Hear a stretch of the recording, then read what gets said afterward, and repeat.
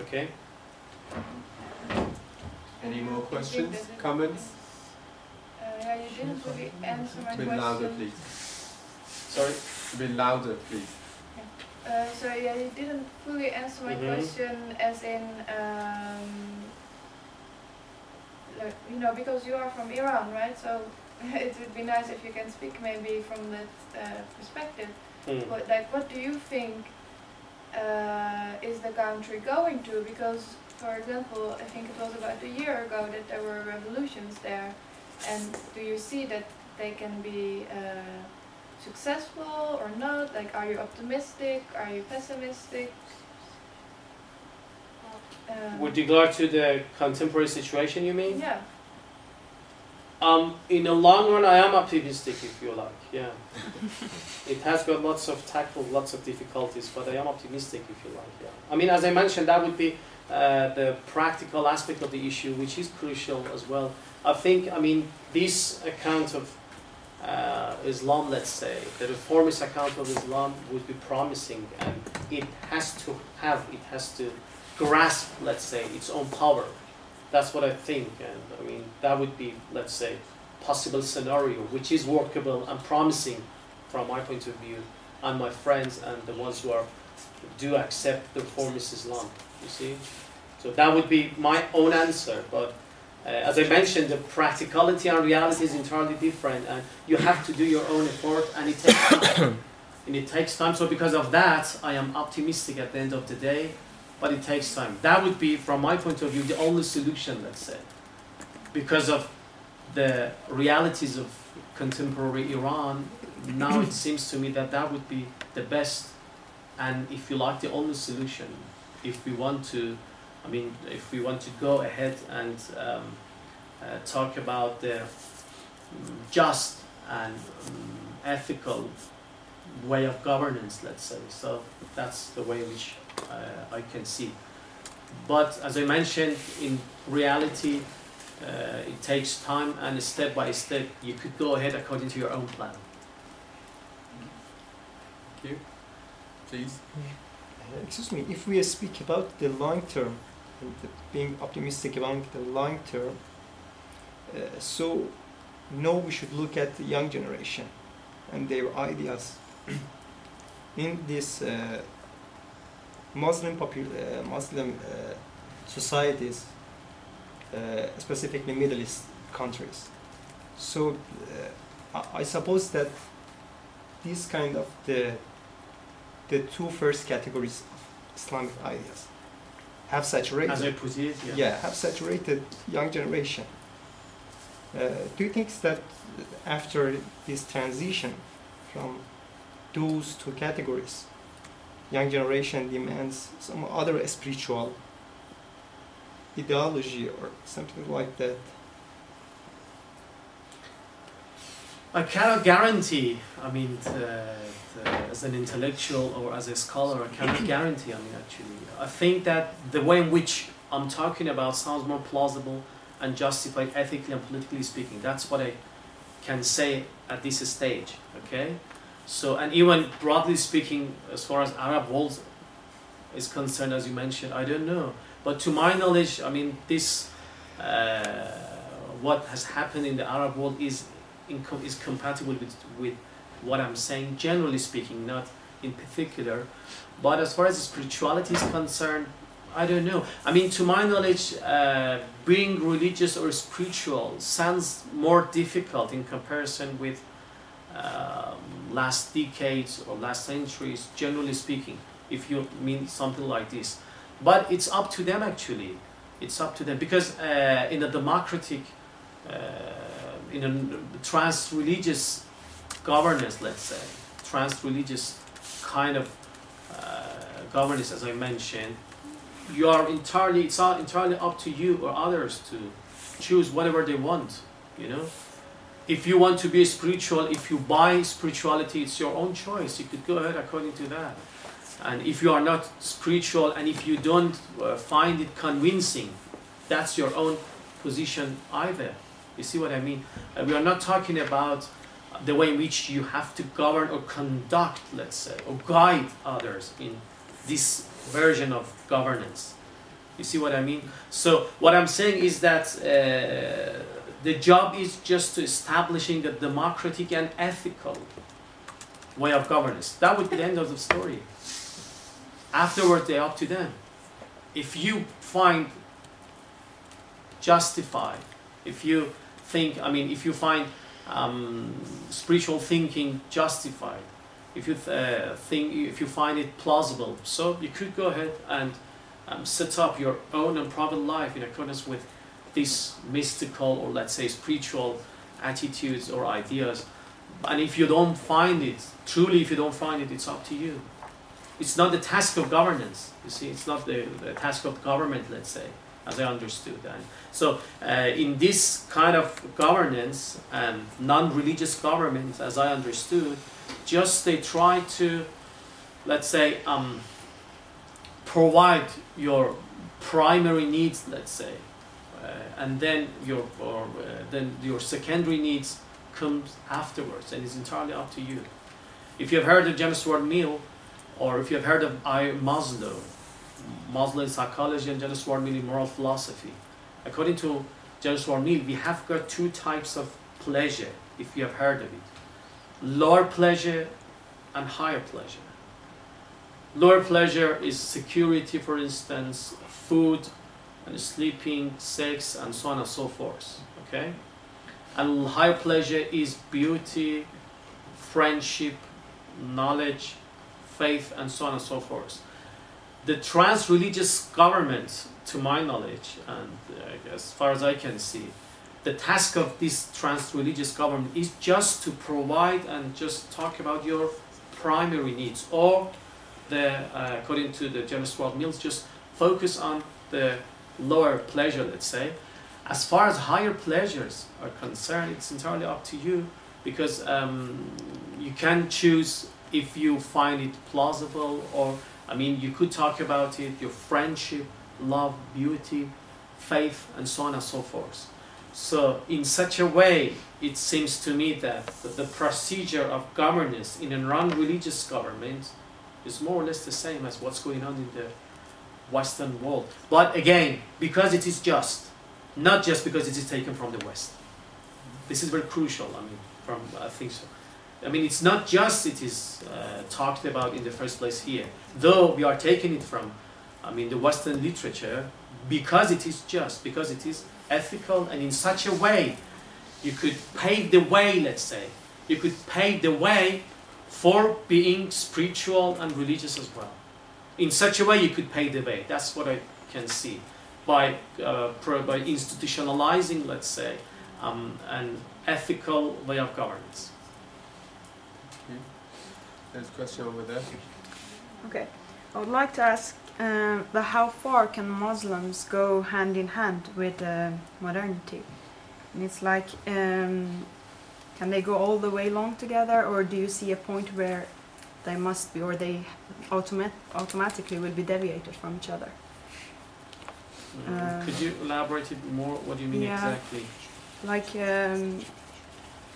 are all the epistemological tools and methods that reformist Muslims refer to, are they compatible with what is normally accepted and utilized in the modern world? I think to some extent, short answer is yes, to some extent. In a way, they could select, think about or talk about these theoretical tools as you mentioned, and the way in which they are discussed and talked about in Western epistemology or Western philosophy, philosophically speaking. They could talk about it and to select which ones which they found them plausible. In other way, it's not, if you mean something like this, it's not a religious way, if you like, of choosing and selecting one and put aside the rest of them. I think it's entirely up to your set of belief and to what extent you find some ideas plausible or wanting. It depends on, if it's unjustified and you find it implausible, you have to ignore it and reject it. So your set of belief, for instance, when you're talking about autonomy, for instance, and as the way in which Kant talks about autonomy, for instance. If you find it plausible, I think you have to incorporate this idea in your set of belief. You know, let me put it this way. It would be a good example. If you have heard of John Rawls, the famous and well-known Western philosopher, he has got a phrase which is dubbed reflective equilibrium. By reflective equilibrium, Rawls means that just what you do is to reflective in the sense that reflective in the sense that you have to think about it profoundly. Reflective equilibrium. He means by this phrase that you have to just adjust different ideas which are taken from different disciplines, let's say, and to see to what extent they are reconcilable.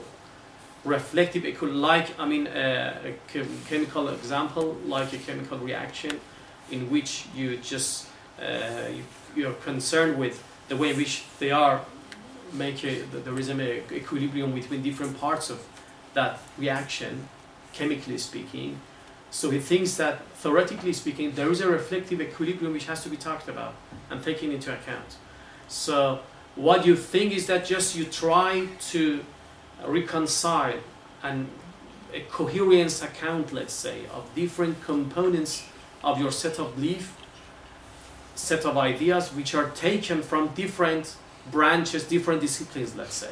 So the task of a philosopher or an intellectual or a wise man, according to Rawls, is that by introducing the method of reflective equilibrium, try to make a coherent account of what he thinks as a human being by reflecting on each ideas which is taken from each discipline, and by the method which he calls reflective equilibrium.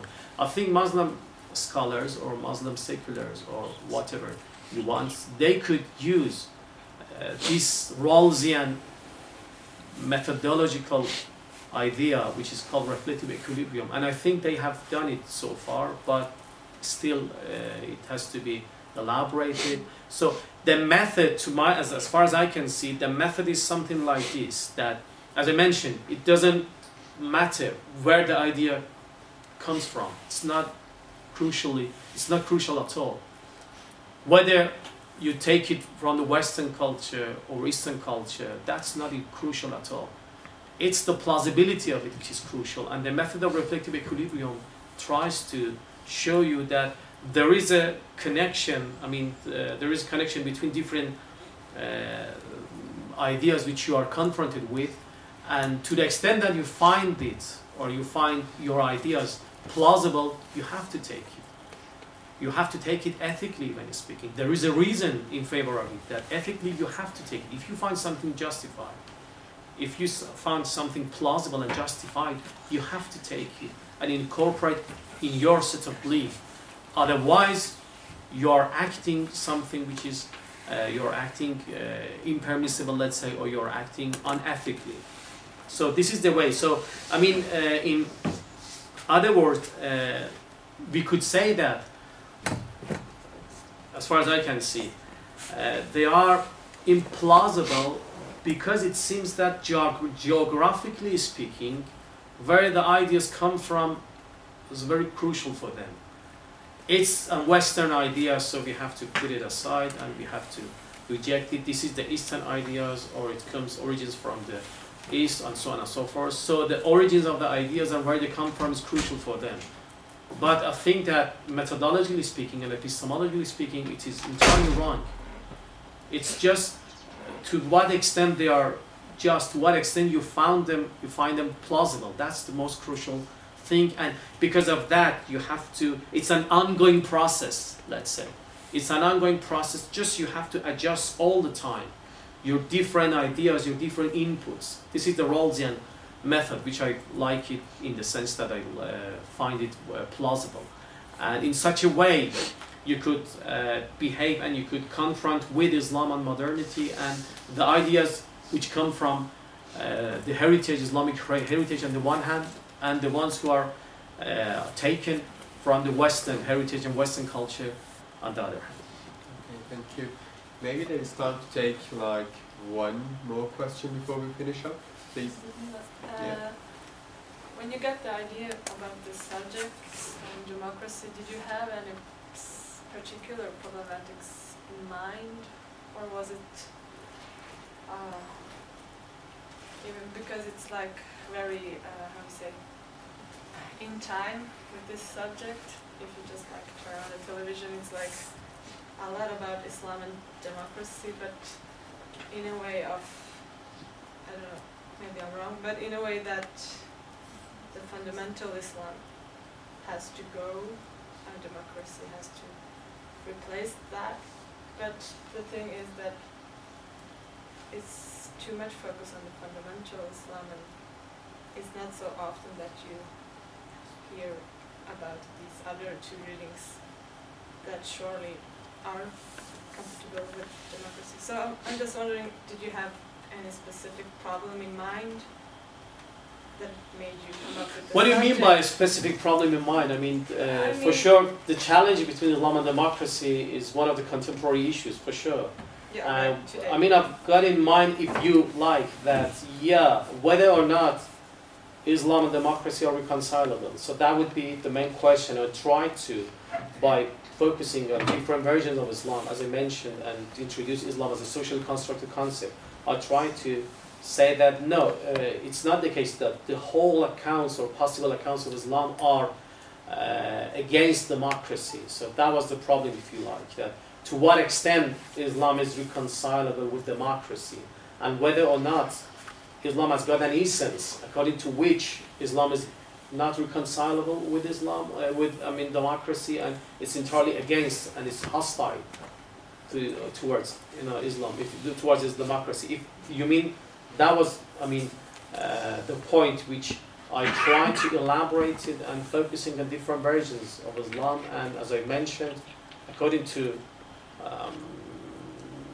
my talk and to my knowledge, there is one account of Islam which can be reconcilable with democracy.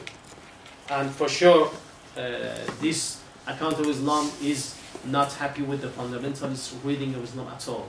If you mean the question is that. So it is entirely against the fundamentalistic reading of Islam. As I mentioned, and I try to elaborate different constituents and components of modern, or let's say the reformist Islam, in comparison with the fundamentalists and the traditionalist reading of Islam. So you did feel like the need to show that there is a reading of Islam that It's compatible, yeah. Yes. There is a possible scenario, let's say, yeah, there is a possible reading of Islam which is compatible with democracy, and as I mentioned earlier, so it gradually and step by step, this account of Islam can grasp its own power to be established, as far as reality is concerned. So the fundamentalist reading of Islam is more outspoken, let's say, politically speaking, in a way that sorry? Yes, in the media. Yeah, both. In media, yeah. Both in media and, in real world, yeah, it is more talked about and famous, let's say. But these alternative readings of Islam is talked about. Sorry? I personally haven't heard so much of those things that you are speaking in the debate, which is a shame because. Yeah, it's not dominant. I know what you mean. Yes, Yeah, because yeah. it seems like sometimes you feel like all Muslims are fundamental and that's the end. Like No, it's not the whole story. yeah, No, I know, yeah. but Yeah. you get the feeling when you Yeah, watch yeah. the debate that takes the most part of the place in What are you media. talking about? Yeah, but one more thing even. Let me just clarify the overall more. media reportations, if you just like, I don't the agree with basic. you at all. it's my personal Sorry? feeling that is The that feeling. way. Yeah, it's too general. You can say I don't know enough about Iran, but maybe it's like that No, not just talking about Iran. I think sorry. his point is. in so I many think countries. she's- The democracy and Islam are compatible, and this is not the main view. No, Sorry, and say again. yeah. Sorry. I think it really depends on which country you want to focus on. Yeah, but I think your attitude is very. It sounds more concrete and socio-political as far as applied politics is concerned. I think your position, which is crucial. But I try to, as you saw, I tried to talk about the theoretical relationship between Islam and democracy and possible scenarios which can be talked about. And you're right, in practice and reality, the fundamentalistic reading of Islam is dominant. I know what you mean, and it is more talked about in media and so on and so forth. But in practice, but it seems that we have to take into account other possibilities if we want to reconcile between Islam and democracy. And this version has to be more dominant. That's what I'm talking about, you know, in reality and in practice. And this is the way, and I think that would be the only way. The literalist reading and the traditionalist reading, mostly the literalist and fundamentalist reading, goes nowhere, if you like. It's, I mean, disappointing if you just want to focus on this account of Islam as the only version of Islam, you know? I think that would be the, let's say, inappropriate confrontation with Islam. It's not just the only version. It's not just the only version. And I mean, just let me add one more point, that even outside the scholarship, and even if you want to talk about the issue not as the same as intellectuals and philosophers could see, as far as ordinary people is concerned, they are, most of the Muslim ordinary people, they are not fundamentalists either. They do believe in the traditional reading of Islam, not the traditionalistic reading. No, the traditional in the sense that they are happy with what is brought by Prophet Muhammad, and they do their best to, I mean, go ahead in their ordinary life. But it doesn't follow from this that they are fundamentalists in the sense that, as I mentioned, literally you have to kill others who are not happy with you and so on and so forth. Even that would be, I think, the most comprehensive scenario and reading of what is going on in the Muslim countries. But in politics and reality, yeah, they just focused on this fundamentalist reading, and mostly it is talked about as the only version of Islam, yeah, which is, I think, to my knowledge, no, it's not plausible, and it is counterintuitive. Thank you. Then a very short one as the last. Yeah, thank you. I think that for make clear the discussion, it's better that you make an example of a country that Islamic country that implemented the democracy for some people. Yeah, it's a good idea. Yeah, for instance, Turkey, I think, it would be a good example. Yeah, Turkey, it would be a good example. It's very similar to what I'm talking about in practice. I had that in mind, but they are secular.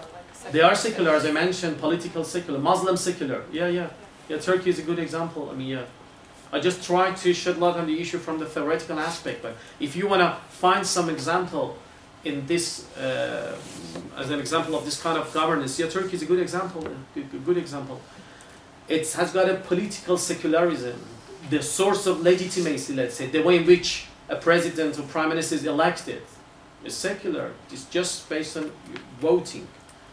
But on the other hand, you know, Recep Tayyip Erdogan or others, they are Muslim, and explicit, they are not shameful Muslim in a way, let's say. They are not shameful Muslim. Explicitly, they say that we are Muslim in the sense that practicing Muslim, they pray, they fast, and so on and so forth.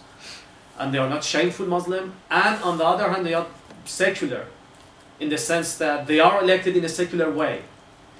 Yeah, thanks for your comments. It's a good example. Yeah, if, for instance, if you want to make it concretize, let's say, these ideas and the way in which Islam and democracy is connected together, which I am talking about in this talk, it seems that Turkey is a good example.